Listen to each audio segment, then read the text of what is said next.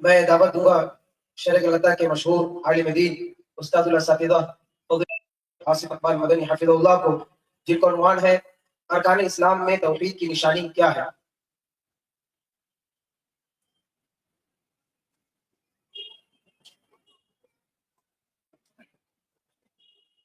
السلام علیکم ورحمۃ اللہ وبرکاتہ۔ ان الحمد لله نحمده ونستعينه ونستغفره ونعوذ بالله من شرور انفسنا ومن سيئات اعمالنا، من يهده الله فلا مضل له ومن يضلل فلا هادي له، واشهد ان لا اله الا الله وحده لا شريك له، واشهد ان محمدا عبده ورسوله.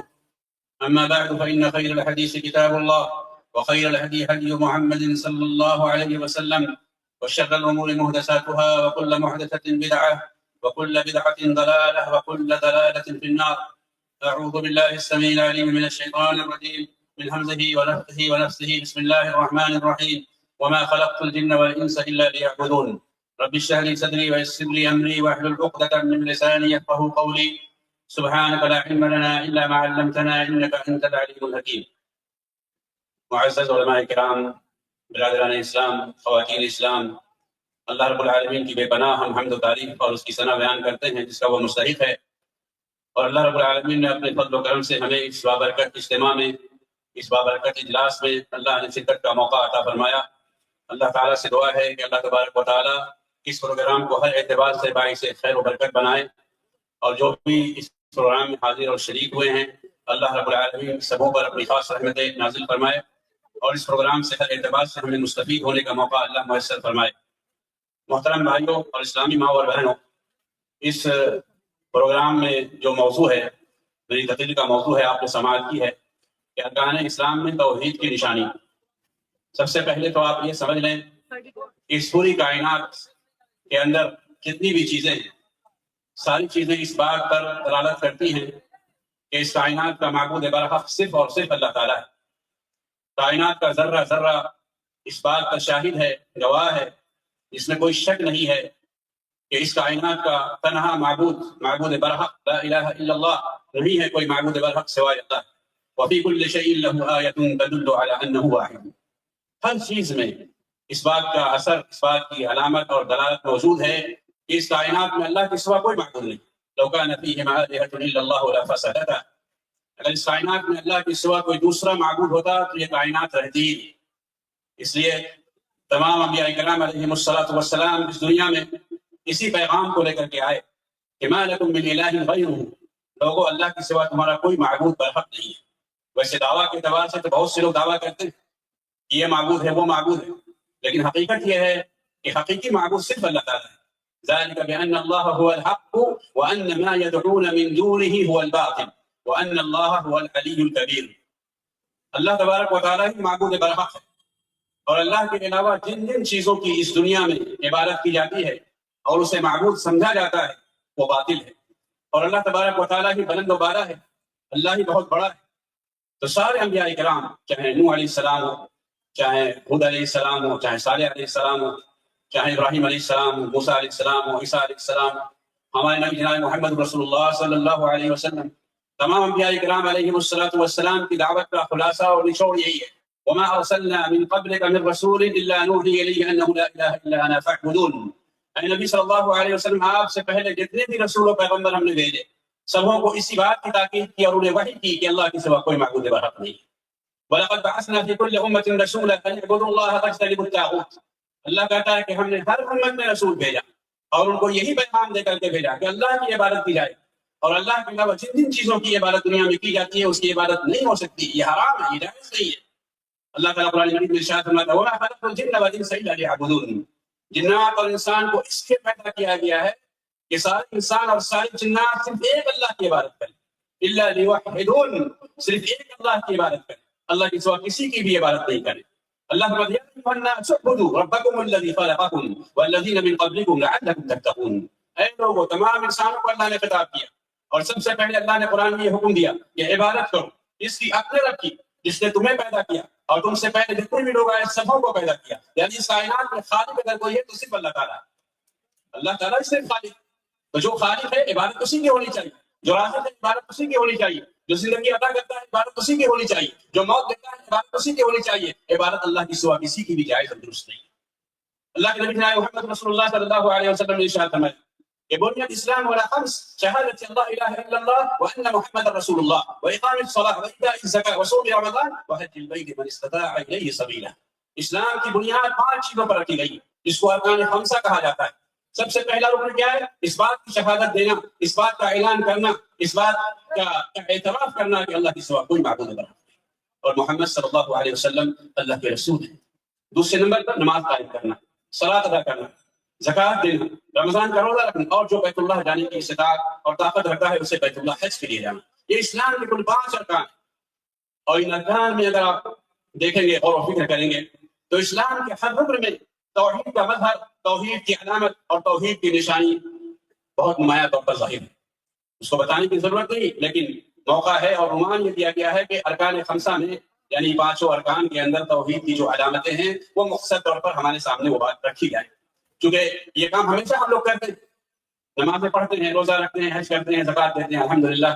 ان میں توحید کی جو نشانیاں ہیں خصوصی طور پر اس میں ہمیں غور و فکر کرنا چاہیے اور اس کا ہمیں اہتمام کرنا چاہیے۔ توحید کے بعد سب سے بڑی چیز ہے صلاۃ اور نماز۔ صلاۃ کے بغیر توحید کا کوئی معنی نہیں، نماز کے بغیر اسلام کا کوئی مطلب نہیں ہے، اس لیے ہر مسلمان کو نماز قائم کرنا چاہیے، نماز کی پابندی کرنی چاہیے۔ قرآن اور حدیث کے اندر بے شمار دلائل اس بات کی کہ اللہ تبارک و تعالیٰ نے توحید کے بعد جس چیز کو سب سے زیادہ اہمیت دی ہے اور جس عمل کو سب سے زیادہ محترم بالشان عمل بتایا ہے وہ صلاۃ و نماز۔ اس لیے قرآن کریم میں جہاں کہیں بھی توحید کا ذکر ہے، آپ کو نماز کا ذکر ملے گا تو نماز کا اہتمام بہت ضروری ہے۔ نماز تو پڑھتے ہیں لیکن اس میں ہم غور نہیں کرتے ہیں کہ نماز ہمیں کس چیز کا درس دیتی ہے، کس چیز کا سبق دیتی ہے۔ جو بھی نماز پڑھی جاتی ہے اس سے پہلے آذان کہی جاتی ہے۔ اللہ کے نبی صلی اللہ علیہ وسلم نے اس کے لیے آذان کو مقرر فرمایا، اور آذان کیا ہے؟ مکمل توحید ہے۔ اللہ اکبر اللہ اکبر اللہ اکبر اللہ اکبر، اللہ سب سے بڑا ہے، اللہ سب سے بڑا ہے۔ تو اللہ رب العالمین کی بڑائی کا اعلان کیا جاتا ہے، اور توحید یہی ہے کہ اللہ سے بڑا کوئی نہیں ہے، اسی لیے وہ معبود برحق ہے، اللہ کے برابر کوئی نہیں۔ لا معبود بحق الا اللہ لیس کمثلہ شیء وهو السمیع البصیر، اللہ کے برابر کوئی نہیں ہے اس لیے کہ وہ سب سے بڑا ہے۔ اللہ کے برابر کوئی ولم یکن له کفوا احد، اللہ کے برابر کوئی نہیں، اللہ کے مثل کوئی چیز نہیں ہے۔ اللہ اکبر، اللہ سب چیز سے بڑا ہے، آسمانوں سے، زمینوں سے، پہاڑوں سے، درختوں سے، سورج سے، ستارے سے، سیارے سے، انسانوں سے، جناتوں سے، فرشتوں سے، ہر مخلوق سے بڑا اگر کوئی ہے تو اللہ کا ہے۔ اسی لیے اللہ کی عبادت کی جائے گی، اللہ کی سوا کسی کی عبادت نہیں کی جائے گی۔ اور یہ کلمہ جو ہے بار بار دہرایا جاتا ہے، ہر نماز وقت میں یہ کلمہ کہا ہے، اللہ اکبر اللہ اکبر اللہ اکبر اللہ اکبر، اللہ سب سے بڑا ہے، اللہ سب سے بڑا ہے، اللہ سب سے بڑا ہے، اللہ سب سے بڑا ہے۔ اس کے بعد کہا ہے اشہد ان لا الہ الا اللہ، میں گواہی دیتا ہوں، ہم سب گواہی دیتے ہیں کہ اللہ کے سوا کوئی معبود برحق نہیں۔ اس کا اعلان کیا جاتا ہے دنیا میں ہر جگہ جہاں مسلمان رہتے ہیں وہاں پر یہ اذان کہی جاتی ہے۔ اللہ کے نبی محمد رسول اللہ صلی اللہ علیہ وسلم جب کسی قوم پر حملہ کیا کرتے تھے تو صبح کے وقت میں حملہ کیا کرتے تھے، لیکن آپ نے فرمایا اگر اس قوم سے اذان کی آواز آئے انہیں حملہ نہیں کرنا۔ اذان کی آواز اس لیے آ رہی ہے کہ یہاں مسلمان بستے ہیں، یہاں مسلمان رہتے ہیں۔ تو اشہد ان لا الہ الا اللہ، گواہی دیتے ہیں کہ اللہ کے سوا معبود برحق نہیں ہے۔ اشہد ان لا الہ الا اللہ، گواہی دیتے ہیں کہ اللہ کے سوا کوئی معبود برحق نہیں۔ اشہد ان محمد رسول اللہ، اشہد ان محمد رسول اللہ، گواہی دیتے ہیں کہ محمد صلی اللہ علیہ وسلم اللہ کے رسول ہیں، گواہی دیتے ہیں کہ محمد صلی اللہ علیہ وسلم اللہ کے رسول ہیں۔ حی علی الصلاۃ حی علی الصلاۃ، آؤ نماز کی طرف، آؤ نماز کی طرف، حی علی الفلاح حی علی الفلاح، آؤ کامیابی کی طرف، آؤ کامیابی کی طرف۔ اللہ اکبر اللہ اکبر، اللہ سب سے بڑا ہے، اللہ سب سے بڑا ہے، ہر چیز کو چھوڑ دو اور نماز کو قائم کرو۔ لا الہ الا اللہ، نہیں ہے کوئی معبود برحق سوائے اللہ۔ اذان کی شروع توحید سے، اذان کا اختتام توحید سے۔ تو میرے بھائی توحید بہت بڑی دولت ہے۔ نماز سے پہلے وضو کیا جاتا ہے، اور جب وضو ختم ہوتا ہے تو کہتے ہیں اشہد ان لا الہ الا اللہ واشہد ان محمد رسول اللہ اللہم اجعلنی من التوابین واجعلنی من المتطہرین۔ اذان وضو کے بعد آپ یہ دعا پڑھتے ہیں اس لیے کہ نبی صلی اللہ علیہ وسلم یہ دعا ہمیں سکھائی۔ وضو کر لیا، اشہد ان لا الہ الا اللہ، میں گواہی دیتا ہوں کہ اللہ کے سوا کوئی معبود برحق نہیں۔ اس لیے مرد حضرات نہیں، خواتین حضرات بھی، بچے بھی، جوان بوڑھے سب کہتے ہیں اشہد ان لا الہ الا اللہ۔ آپ کو مسلمان ہیں، الحمدللہ مسلمان ہیں، لیکن اس چیز کو بار بار کیوں دہراتے ہیں؟ اس لیے کہ اس کی ضرورت ہے، توحید کو بار بار ریپیٹ کرنے کی، بار بار دہرانے کی، بار بار اقرار کرنے کی، بار بار اس خوشبو کو کائنات میں دکھیلنے کی ضرورت ہے کہ ہر انسان اس خوشبو سے معطر ہو جائے۔ اس لیے کہ توحید کے ذرائع کچھ بھی نہیں، کوئی جمال نہیں، کوئی حسن نہیں، کوئی کمال نہیں، کوئی اچھائی نہیں، کوئی بھلائی نہیں، ساری بھلائی توحید میں۔ اگر توحید ہے تو سب کچھ ہے، توحید نہیں ہے تو میرے بھائیو کچھ نہیں. ساری دنیا کوئی حیثیت نہیں رکھتی ہے توحید کے سامنے. تو وضو کے بعد آپ کہتے ہیں اشہد ان لا الہ الا اللہ واشہد ان محمدا عبدہ ورسولہ، کہ میں گواہی دیتا ہوں کہ اللہ کے سوا کوئی معبود غیب نہیں اور محمد صلی اللہ علیہ وسلم اللہ کے رسول ہے. تو نماز میں یہ توحید آئی، وضو کے بعد توحید آئی. پھر آپ جب نماز پڑھنے کے لیے کھڑے ہوتے ہیں تو تکبیر سے نماز شروع ہوتی ہے. تکبیر تحریمہ جس کو کہا جاتا ہے. یہ تکبیر کیا ہے؟ یہ ایسی تکبیر ہے کہ اس کے پڑھ لینے کے بعد جو چیزیں نماز سے پہلے جائز تھی سب حرام ہو جاتی. بولنا حرام، کھانا حرام، زیادہ حرکت کرنا حرام.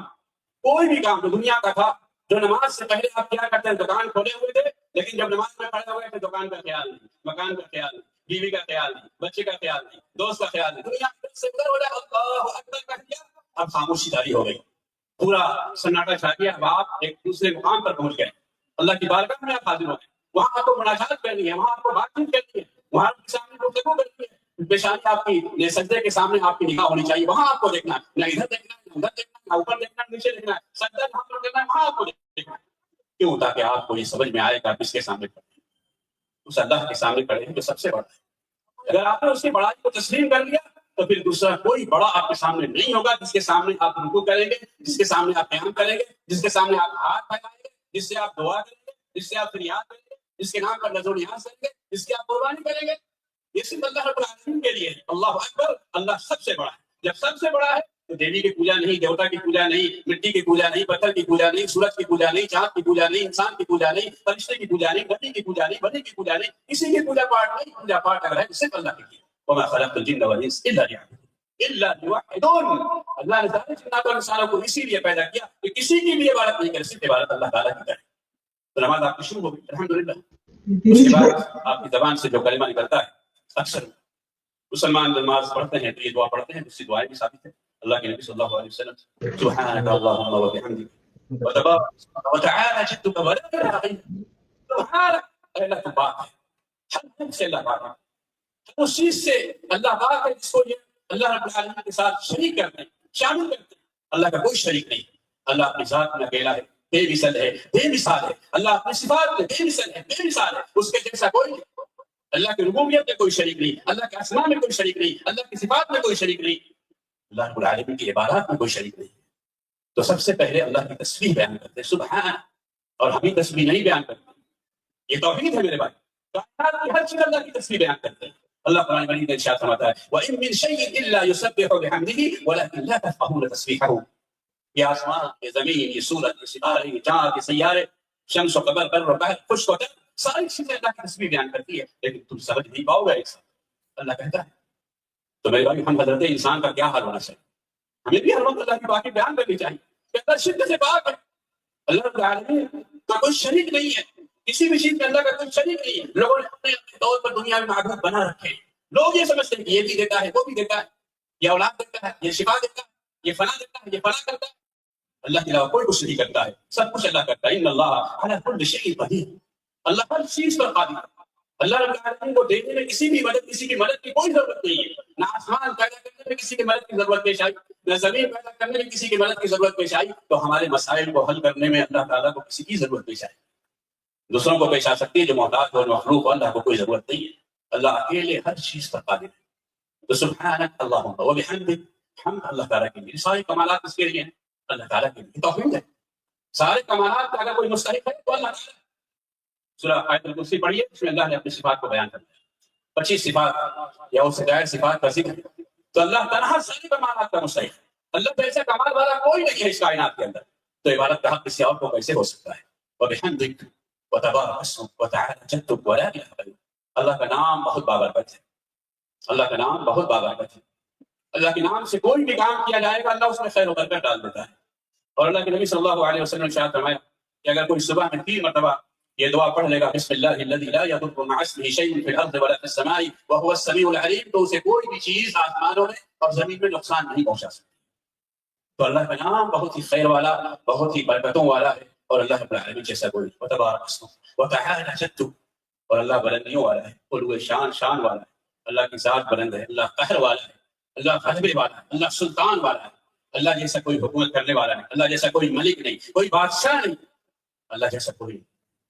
وتعالی جدک ولا الہ غیرک، اللہ کے سوا کوئی معبود ہے. اس ثنا کے اندر بھی توحید کا مکمل بیان ہے. ہمیں سمجھ میں آتا ہے، نماز تو برابر پڑھتے ہیں ہم لوگ، لیکن معانی جب آپ غور کیجیے گا تو آپ کو سمجھ میں آئے کہ ان معانی کی کتنی ضرورت ہے انسان کی زندگی میں، کہ اللہ کے نبی صلی اللہ علیہ وسلم نے ایک مرتبہ نماز نہیں پڑھی، پوری زندگی آپ نماز پڑھتے رہے، سفر میں، حضر میں، ہر جگہ آپ نماز پڑھتے رہے، کبھی آپ نے نماز نہیں کی. اللہ کے نبی صلی اللہ علیہ وسلم کا بیان ہے کہ ہم عائشہ رضی اللہ تعالیٰ عنہ کے پاس، یعنی اپنی بیوی کے پاس وہ رہتے تھے، موجود رہتے تھے اور ان سے اپنی گفتگو وغیرہ مشغول رہا کرتے تھے، لیکن جب نماز کا وقت ہو جاتا تھا تو آپ صلی اللہ علیہ وسلم اما عائشہ رضی اللہ تعالیٰ عنہ کے پاس سے ایسے اٹھ کر کے چلے جاتے تھے کأنہ لا یعرفنی، گویا کہ پہچانتے بھی کہ عائشہ ہی ہے. آج ہم سب چیز کو پہچانتے ہیں، اللہ کو نہیں پہچانتے.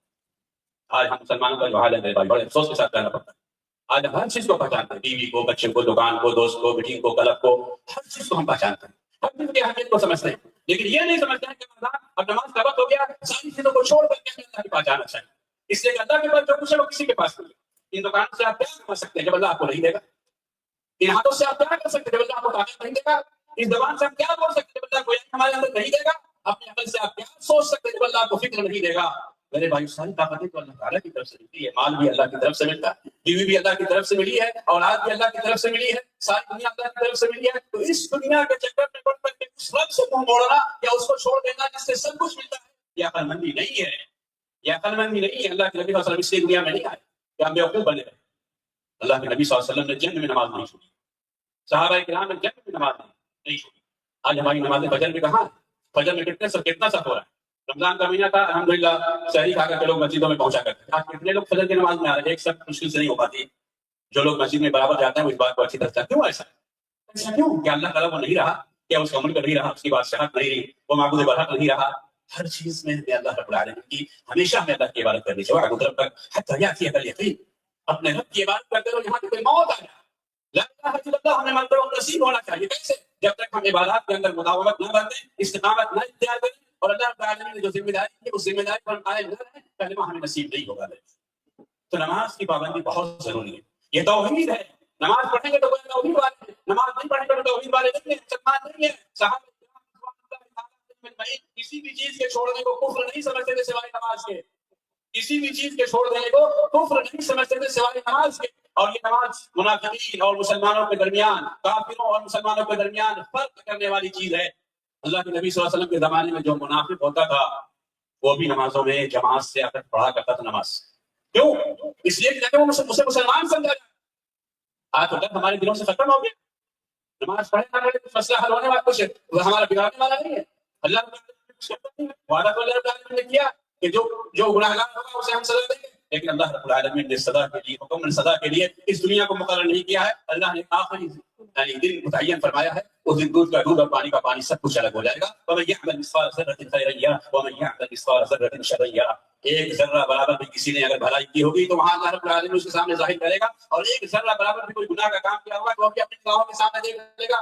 کوئی چیز کسی سے چھپی ہوئی نہیں رہے گی. میرے بھائی، نماز میں سورہ فاتحہ پڑھتے ہیں. سورہ فاتحہ کیا چیز ہے؟ توحید ہے. الحمدللہ رب العالمین. تمام تعریف اس اللہ کے لیے ہے جو رب العالمین، رب العالمین اللہ کا رب ہونے میں کسی کا انکار نہیں ہے. ساری دنیا اس بات کا اقرار کرتی ہے کہ اللہ رب ہے، اللہ خالق ہے، اللہ مالک ہے. قرآن کریم میں اس کی دلیل موجود ہے. اللہ نے فرمایا کہ اگر ان مشرکوں سے آپ پوچھیے گا کہ آسمان اور زمین کو کس نے پیدا کیا اور آسمان سے بارش کون برساتا ہے تو یہ کہیں گے اللہ. تو مشرکین بھی مانتے ہیں کہ رب اللہ تعالیٰ ہے، سوائے بعض ملحدین کے جو اپنی زبان سے تو اقرار کرتے ہیں، کہتے ہیں کہ اللہ نہیں ہے، لیکن ان کا دل اس کو تسلیم نہیں کرتا ہے. اس لیے کہ کائنات شاہد ہے اس بات پر کہ اللہ ہے اس کائنات میں اور وہی معبود برحق ہے. کوئی نہیں کہہ سکتا کہ اللہ نہیں، کوئی نہیں کہہ سکتا کہ اللہ نہیں ہے. تو نماز میں سورہ فاتحہ پڑھتے ہیں. الحمدللہ رب العالمین. توحید، اللہ کی حمد بیان کرنا، رب کی ربوبیت کا اعلان کرنا، الرحمن الرحیم جو بڑا مہربان کرنے والا ہے، اللہ کے ناموں کا بیان کرنا، اللہ کی صفات کو بیان کرنا، مالک یوم الدین قیامت کے دن کا مالک ہے، ایاک نعبد و ایاک نستعین. اے اللہ ہم تیری ہی عبادت کرتے ہیں اور تجھی سے مدد مانگتے ہیں، تیرے سوا ہم کسی کی عبادت نہیں کرتے. اقرار کرتا ہے ہر مسلمان اپنی نماز کے اندر کہ اللہ خالص عبادت ہم تیری ہی کرتے ہیں. اس لیے کہ اللہ نے ہمیں یہی حکم دیا ہے کہ عبادت خالص اللہ کی ہونی چاہیے. اللہ الدین الخالص، خالص عبادت اللہ تعالیٰ کے لیے ہے. اور تمام مومنوں کو یہی حکم دیا گیا ہے کہ ساری ایمان والے خالص اللہ کی عبادت کریں اور اللہ کی عبادت میں کسی کو شریک نہیں. وَإِيَّاكَ نَسْتَعِينُ إِيَّاكَ نَعْبُدُ وَإِيَّاكَ نَسْتَعِينُ. اللہ ہم مدد تجھی سے مانگتے ہیں. تو دعا کس سے کی جائے گی؟ اللہ تعالیٰ سے کی جائے گی. اور دعا ایک بہت بڑی عبادت ہے. اللہ کے نبی صلی اللہ علیہ وسلم نے فرمایا کہ دعا ہی اصل عبادت ہے، دعا ہی اصل عبادت ہے. اور اس عبادت کے اندر بہت سارے اپنے آپ کو مسلمان کہنے والے لوگ بہت گمراہ ہو گئے کہ دعا اللہ سے بھی مانگتے ہیں، دعا غیر اللہ سے بھی مانگتے ہیں. یہ جائز نہیں ہے، یہ حرام ہے. اللہ رب العالمین نے قرآن مجید میں ارشاد فرمایا وَمَنْ أَضَلُّ مِمَّنْ يَدْعُو مِن دُونِ اللَّهِ مَن لَّا يَسْتَجِيبُ لَهُ إِلَىٰ يَوْمِ الْقِيَامَةِ وَهُمْ عَنْ دُعَائِهِمْ غَافِلُونَ. اس سے بڑا گمراہ کوئی نہیں ہو سکتا ہے جو اللہ کو چھوڑ کر کسی اور سے دعا کرے، ان کی دعا وہ نہیں سنتے. اور قرآن کے دوسرے مقام پر اللہ نے بیان فرمایا کہ اگر یہ تمہاری دعا کو سن بھی لیں تو یہ تمہارا جواب نہیں دے سکتے، یہ قبول نہیں کر سکتے. تو مدد کس سے مانگی جائے گی؟ صرف اللہ تعالیٰ سے. اللہ کے نبی صلی اللہ علیہ وسلم نے فرمایا اذا سألت فاسأل الله واذا استعنت فاستعن بالله. جب بھی مانگنا ہو تو اللہ سے مانگو، جب بھی دعا کرنی ہو اللہ سے دعا کرو. تو یہ نماز ہمیں سکھاتی ہے بہت اچھی طریقے سے کہ دعا ہمیں صرف اللہ تعالیٰ سے مانگنی چاہیے. اللہ کے علاوہ کسی سے بھی دعا مانگنا یہ جائز نہیں، یہ حرام ہے. اور نماز میں کتنی دعائیں ہیں میرے بھائی، رکوع میں دعا، سجدے میں دعا، تحیات میں دعا، ہر وقت دعا ہی دعا ہے. تو دعا کس سے مانگی جائے گی؟ صرف اللہ تعالیٰ سے.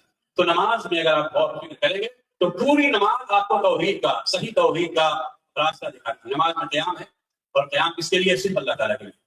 عبادت کا جو قیام ہوتا ہے سلام والا قیام الگ ہے، یا اسی طریقے سے کوئی آ رہا ہے تو استقبالاً کسی کے لیے آپ قیام کر رہے ہیں، وہ ایک الگ چیز ہے. لیکن عبادت کے لیے کھڑا ہونا یہ صرف اللہ کے لیے. اللہ نے حکم اللہ کے لیے ادب کے ساتھ، عظیم کے ساتھ عبادت کی نیت سے اللہ کے لیے کھڑے ہو. اگر آپ کسی غیر اللہ کے لیے آپ کھڑے ہوتے ہیں، کسی بھی بڑے سے بڑے بادشاہ کے لیے اگر آپ اس طرح کھڑے ہوتے ہیں تو یہ شرک ہے. تو نماز ہمیں سکھا رہی ہے کہ قیام صرف اللہ کے لیے، کسی اور کے لیے نہیں ہے. رکوع یہ اللہ کے لیے. رکوع کس کے لیے؟ اللہ کے. رکوع مطلب جھکنا، جو سجدے سے تھوڑا سا قریب ہوتا ہے، یعنی سجدے کی کیفیت سے قریب ہے رکوع کا معاملہ. تو رکوع بھی اللہ تعالیٰ کے لیے. اور اللہ کے نبی صلی اللہ علیہ وسلم نے فرمایا وَأَمَّا الرُّكُوعُ فَعَظِّمُوا فِيهِ الرَّبَّ. رکوع میں اپنے رب کی تعظیم کرو. رکوع میں کیا کرو؟ رب کی تعظیم کرو. رب کی تعظیم کیا عبادت ہے؟ اللہ کی عبادت ہے. سبحان ربی العظیم، سبحان ربی العظیم، سبحان ربی العظیم. اللہ پاک ہے، اللہ بڑا، اللہ سے بڑا کوئی. انسان نماز پڑھتے پڑھتے سجدے میں چلا جاتا ہے، اپنی پیشانی کو زمین میں دوڑ دیتا ہے، لگا دیتا ہے، زمین سے ہٹ جاتا ہے. اور یہ کام کسی کے لیے نہیں کر سکتا ہے انسان، یہ صرف اللہ کے لیے ہے. اللہ نے منع فرمایا نہ سورج کا سجدہ کرو، نہ چاند کا سجدہ کرو، نہ پہاڑ کا سجدہ کرو، نہ کسی اور چیز کا سجدہ کرو. سجدہ صرف اللہ کے لیے. بس چپ وقت قریب سجدہ کرو اللہ کا، اس کے قریب ہو جاؤ.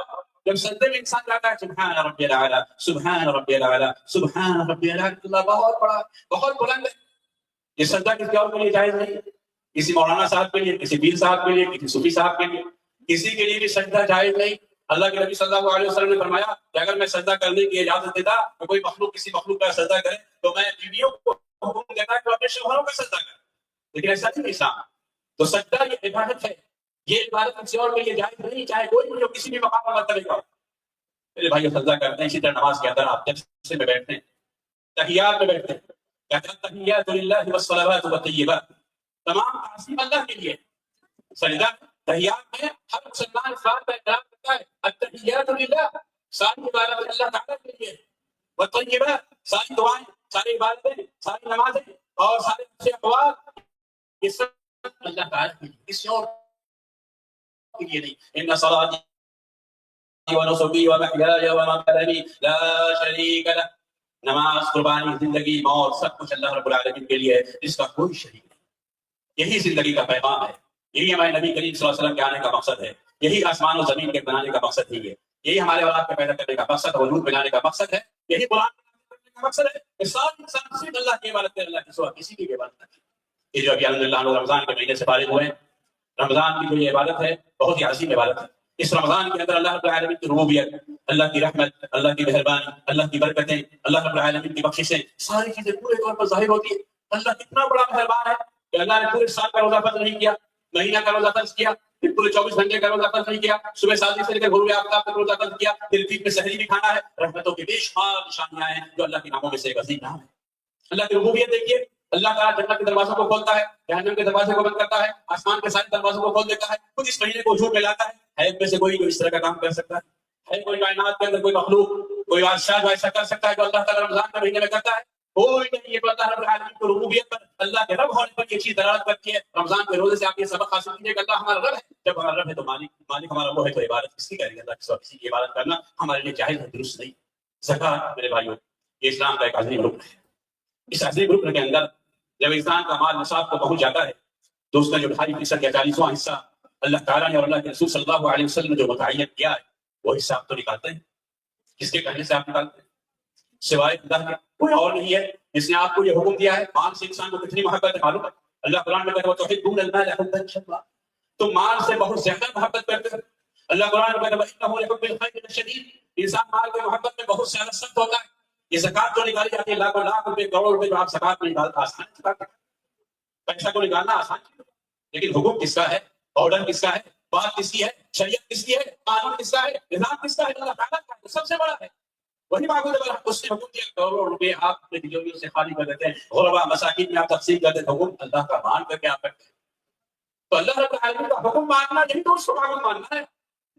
اسی تو عبادت اس کی آپ کر رہے ہیں، اس کا حکم مان کر کے آپ یہ سارا کام کر رہے ہیں.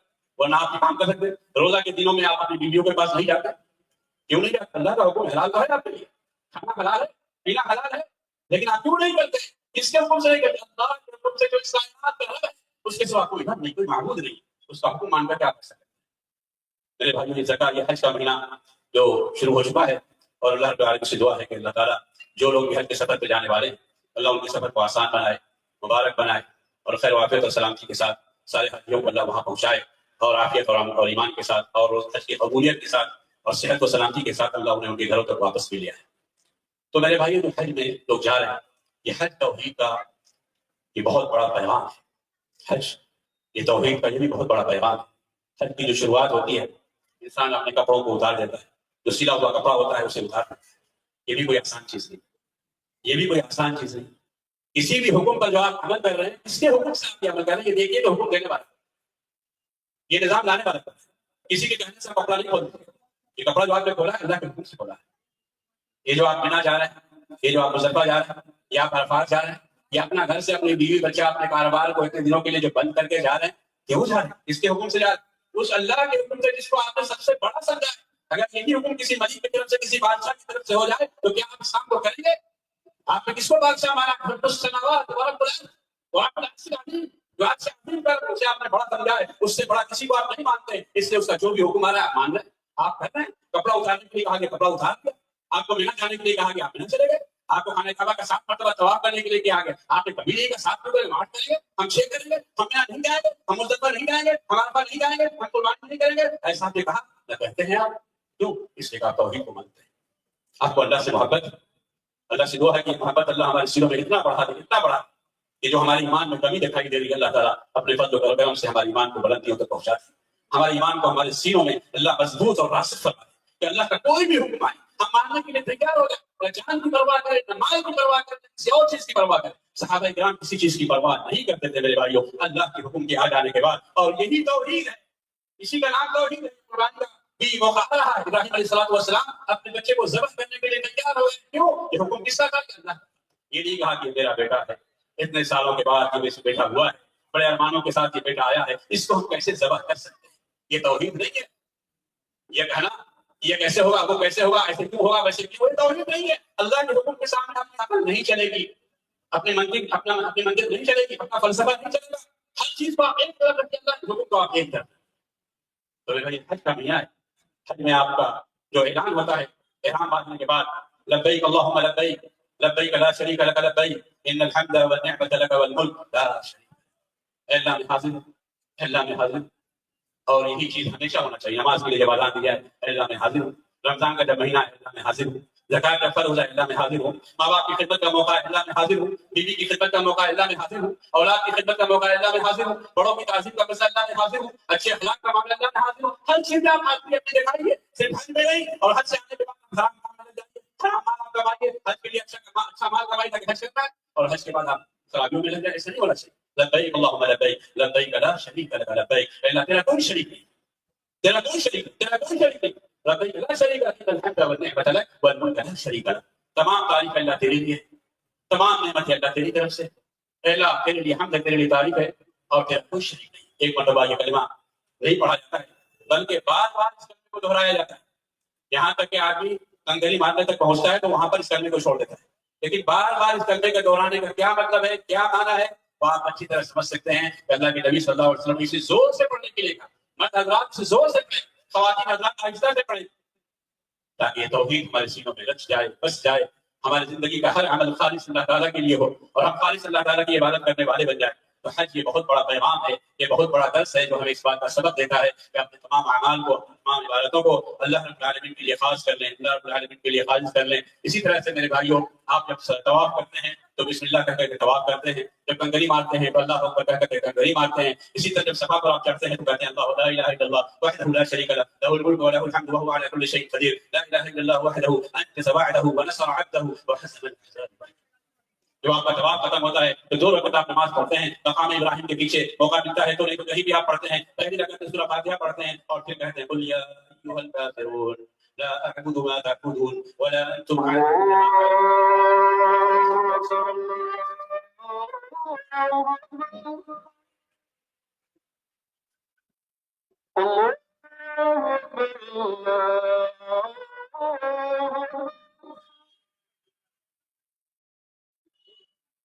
أشهد أن لا إله إلا الله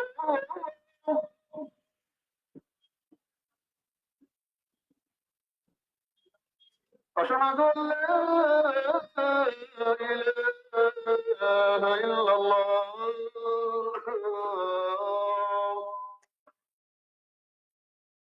أشهد أن محمدا رسول الله أشهد أن محمدا رسول الله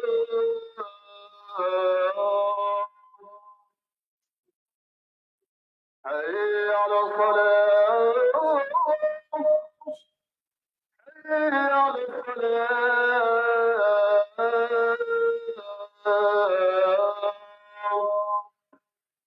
حي على الفلاح حي على الفلاح.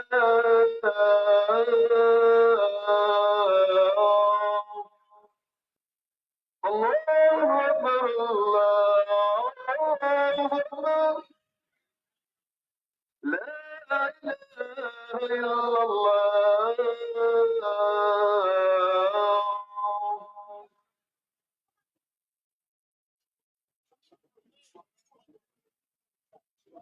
بسم اللہ الرحمن الرحیم. محترم سامعین و سامعات، حضرت جابر رضی اللہ تعالی عنہ نے اللہ کے نبی محمد رسول اللہ صلی اللہ علیہ وسلم کی صفت حج کو بیان فرمایا. اللہ کے نبی صلی اللہ علیہ وسلم نے اپنی زندگی میں ایک ہی مرتبہ حج کیا اور اس کو صحابہ اکرام نے ان تمام چیزوں کو محفوظ کیا اور اسے امت تک پہنچایا. تو جابر بن عبداللہ رضی اللہ تعالی عنہ بیان فرماتے ہیں کہ اللہ کے رسول صلی اللہ علیہ وسلم نے جب تلبیہ پڑھا تو لبا بالتوحید، لبا بالتوحید، توحید کا تلبیہ پڑھا. توحید کا تلبیہ اس لیے پڑھا کہ مشرکین بھی حج کیا کرتے تھے، وہ بھی طواف کرتے تھے، حج کرتے تھے، لیکن ان کا یہ طواف، ان کا یہ حج، ان کی یہ عبادت اللہ کے یہاں مقبول اس لیے نہیں ہوئی کہ اللہ کے ساتھ وہ دوسروں کو بھی شریک کرتے. اس لیے ہم مسلمانوں کو بھی اس سلسلے میں خاص توجہ دینے کی ضرورت ہے. ہم نمازیں پڑھیں، روزہ رکھیں، حج کریں یا کوئی بھی نیک کام کریں، لیکن اگر ہم ان کاموں کے ساتھ شرک کو ملا دیں گے تو ہمارا کوئی بھی عمل صالح نہیں رہے گا اور اللہ اس عمل کو قبول بھی نہیں کرے.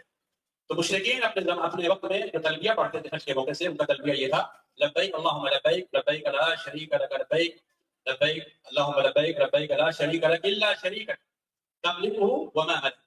یہ تلبیہ وہ پڑھتے. اس کا مطلب یہ ہوا کہ اللہ میں حاضر ہوں، اے اللہ میں حاضر ہوں، تیرا کوئی شریک نہیں ہے لیکن ایک شریک ہے یا چند شریک ہیں تیرے، اور ان شرکا کا تو مالک ہے، وہ خود مالک بھی نہیں ہے لیکن تیرا کوئی شریک ہے، اور ان شرکا کا یا اس شریک کا تو ہی مالک ہے. تو اللہ کے محمد رسول اللہ صلی اللہ علیہ وسلم نے اس تلبیہ کو باطل قرار دیا، اس لیے کہ توحید پر مشتمل نہیں ہے، اس میں شرک کی آمیزش ہے، شرک کی ملاوٹ ہے. اللہ تعالیٰ معبود ہے، اللہ کا کوئی شریک نہیں ہے. تو آپ نے جو تلبیہ ہمیں بتایا ہے، تلبیہ لبیک اللہم لبیک لبیک لا شریک لک لبیک ان الحمد والنعمت لک والملک لا شریک لک، 2 مرتبہ لا شریک کا تلبیہ کیا گیا. میرے بھائی، حاجی لوگ جب وہاں پہنچتے ہیں طواف کے اندر تو طواف کرتے ہیں، خانہ کعبہ کا طواف ہوتا ہے، اور دنیا میں یہ واحد گھر ہے جس کا طواف کرنا. کوئی گھر ایسا نہیں دنیا میں دوسرا گھر جس کا طواف جائے گا. اگر دوسرے گھر کا طواف کرے گا تو یہ شرک. مسجد نبوی بھی ہے لیکن اس کا طواف نہیں ہوتا ہے. یہاں پر بہت ساری جگہیں ایسی ہیں جہاں پر بزرگوں کے گھروں کا یا ان کے قبروں کا طواف ہوتا ہے. طواف جائز نہیں. اللہ کا فلیطوفوا بالبیت العتیق، اللہ نے کہا جو بیت عتیق ہے، جو کعبہ ہے، صرف اس کا طواف ہونا چاہیے، اس کے علاوہ کسی گھر کا طواف نہیں ہونا چاہیے. اور طواف کی شروعات کہاں سے ہوتی ہے؟ حجر اسود سے. حجر اسود سے. اور بہت سے لوگ اعتراض کرتے ہیں کہ مسلمان پتھروں کو پوچھتا ہے اس لیے حجر اسود کو بوسہ دیتا ہے. بات ایسا یہی ہے، بات معاملہ ایسا نہیں. یہ معاملہ سنت رسول صلی اللہ علیہ وسلم کا. جیسے آدم علیہ السلام کا سجدہ تو اللہ کے علاوہ کسی کے لیے جائز نہیں، لیکن اللہ نے حکم دیا تھا فرشتوں سے کہ تم سجدہ کروا دو، اور یوسف علیہ السلام کے بھائی اپنے باپ کے لیے سجدہ کیا.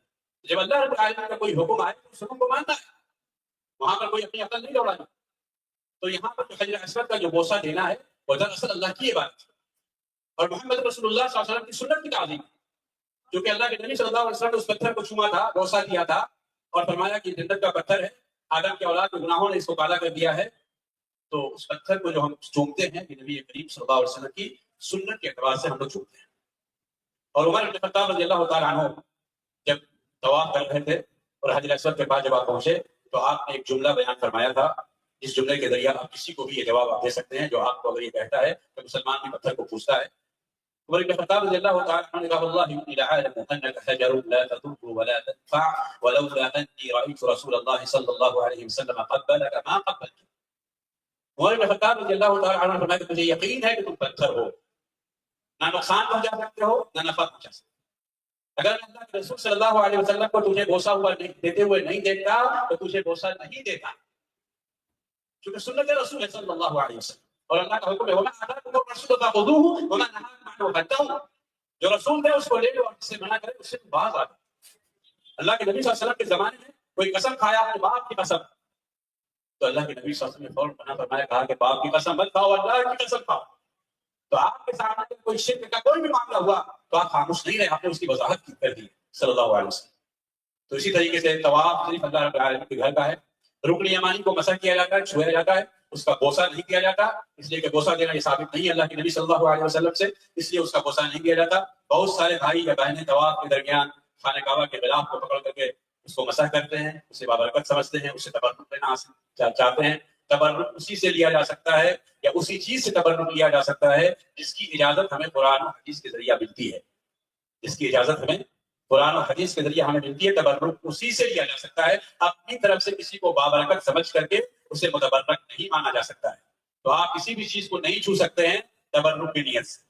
خانہ کعبہ کے 4 کونے، ایک صحابی نے کہا کہ 4 کونے کا مسح کریں تو ایک صحابی دوسرے تھے، انہوں نے منع کرنا، کہا نہیں جائز نہیں، کیونکہ اللہ کے نبی صلی اللہ علیہ وسلم نے 4 کونے کا مسح نہیں کیا. یہ اچھا عمل ہے اور سب کعبہ ہی کا حصہ ہے، لیکن جب اللہ کے رسول صلی اللہ علیہ وسلم نے 4 کونے کا مسح نہیں کیا، رکن یمانی کا مسح کیا اور حجر اسود کو آپ نے چھوا، تو یہی ہمارے لیے باقی 4 کونے کا مسح کرنا نہیں ہے. تو سنت کے بعد میں اس چیز کا خیال رکھنا انتہائی ضروری ہے کہ جو چیز محمد رسول اللہ صلی اللہ علیہ وسلم نے ثابت نہیں ہے وہ کام ہمیں نہیں کرنا چاہیے. اسی طریقے سے میرے بھائیوں، جب بھی آپ طواف شروع کریں بسم اللہ اکبر اللہ اکبر اللہ اکبر. اسی طرح سے آپ جب مینا میں جاتے ہیں تو آپ کنکری مارتے ہیں، 7 کنکری مارتے ہیں، اس یقین کے ساتھ کہ ہماری کنکری حوض کے اندر پہنچ گئی. ہر کنکری میں اللہ اکبر اللہ اکبر اللہ اکبر اللہ اکبر 7 مرتبہ پڑھیں. اس میں حکمت ہے، اللہ جانتا ہے. کیا بولتے ہیں؟ اللہ سب سے بڑا ہے، اللہ سب سے بڑا ہے، اللہ سب سے بڑا ہے، اللہ سب سے بڑا ہے، اللہ سب سے بڑا ہے، اللہ سب سے بڑا ہے. اور حقیقت میں اللہ سب سے بڑا ہے، اس میں کوئی شک نہیں کہ اللہ رب العالمین سے کوئی بڑا ہو سکتا ہے. ادنا احتمال نہیں اس چیز کے اندر. تو اللہ کے نبی صلی اللہ علیہ وسلم فرمایا کہ صفا مروہ کی سعی اور رمی جمار اور طواف بالبیت، خانہ کعبہ کا طواف، یہ سب کس لیے ہے؟ لإقامت ذکر اللہ، لإقامت ذکر اللہ، اللہ کے ذکر کو قائم کرنے کے لیے. تو نماز اللہ کے ذکر کو قائم کرنے کے لیے، روزہ اللہ کے ذکر کو قائم کرنے کے لیے، زکات اللہ کے ذکر کو قائم کرنے کے لیے، حج بھی اللہ کے ذکر کو قائم کرنے کے لیے. اللہ کے ذکر کو قائم کرنے کا مطلب اللہ کی توحید کے قیام کے لیے، اللہ کی توحید کے قیام کے لیے ساری عبادت اللہ نے ہم پر فرض کی ہے. اللہ رب العالمین سے دعا کرتے ہیں کہ اللہ تبارک و تعالیٰ ہمیں ہماری مغفرت فرمائے، اللہ ہمارے گناہوں کو معاف فرمائے. اتنی دیر تک ہم بیٹھے رہے، جو بھی ہماری سے لفظیں غلطیاں ہوئی ہے اللہ تعالیٰ ان تمام گناہوں کو معاف فرمائے. جن لوگوں نے بھی اس پروگرام کو منعقد کرنے میں کوششیں کی ہے، اللہ ان کی کوششوں کو قبول فرمائے. اللہ ہم لوگ کی نیتوں میں خلوص عطا فرمائے. اللہ جمعیت و جماعت کر اللہ محبت کو قائم فرما دے. اللہ رب العالمین ہمارے اندر اتحاد و اتفاق پیدا فرما دے. اللہ رب العالمین ہمارے جملہ مسائل کو حل فرما دے. اللہ اس طرح کے بابرکت پروگرام کو برابر منعقد کرنے کے اللہ ہم سب کو توفیق عطا فرمائے. اللہ کہنے سے زیادہ سننے سے زیادہ ہمیں عمل کرنے کے اللہ توفیق عطا فرمائے. ہمیں جو پریشان حال ہیں اللہ رب العالمین سے دعا کرتے ہیں کہ اللہ تبارک و تعالیٰ اپنے فضل و کرم سے تمام لوگوں کی پریشانیوں کو دور فرما دے. اللہ صحیح علم عطا فرمائے، علم کا راستہ اللہ ہمیں دکھائے، علم کے بعد اس پر عمل کرنے کے اللہ ہمیں توفیق عطا فرمائے. اللہ دین کو صحیح طور پر سمجھنے، اسے سمجھانے اور اس کی نشر و اشاعت میں حصہ لینے کے اللہ ہم سب کو توفیق عطا فرمائے. اللہ ہمارے علماء کے گناہوں کو اور ان کی غلطیوں کو بھی اللہ معاف فرمائے، اللہ ان کی درجات کو بلند فرمائے، ان کی خدمات عالیہ کو اللہ قبول فرمائے۔ اقول قولی هذا واستغفر الله لي ولكم ولسائر المسلمين، سبحانك اللهم وبحمدك اشهد ان لا اله الا انت استغفرك واتوب اليك، وصلى الله وسلم وبارك على نبينا محمد وعلى اله وصحبه اجمعين، السلام عليكم ورحمة الله